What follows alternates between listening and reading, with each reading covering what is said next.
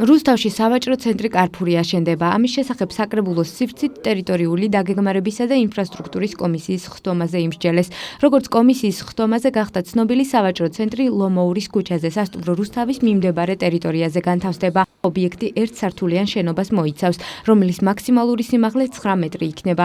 ტერიტორიაზე მოეწყობა მიწისქვეშა და ღია პარკინგები. საკითხის შესახებ კომისიის წევრებმა იმსჯელეს და განსახილველად ბიუროს ხდომაზე გაიტანეს. დღესვე კომისიის ხდომაზე დღის წესრიგით გათვალისწინებულ 6 საკითხს უყარეს კენჭი და 4 საკითხი ბიუროს ხდომაზე გაიტანეს. გამოტანილი იყო 6 საკითხი ხდომაზე, აქედან 4 საკითხი გავა ბიუროს და შესაბამისად საკრებულოს ხდომებზე, რასაც გამოვყოფდი დღეს მიღებული გადაწყვეტილებებიდან.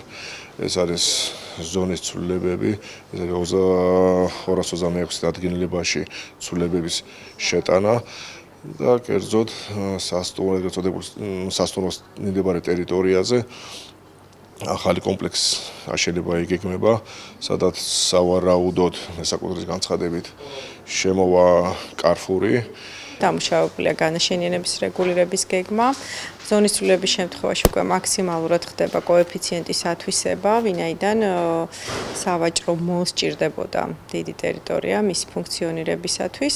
ხდება შარტავას მხრიდან, ცენტრალური გზიდან შესვლა, როგორც -1 სართულზე პარკინგისთვის, არამედ დამატებით შიდა ტერიტორიაზე. სიმაღლეს რაც შეეხება, დაახლოებით არის 9 მეტრამდე წინა ფასადი, თუმცა ერთი სართული მოისაზრება ამ ეტაპზე.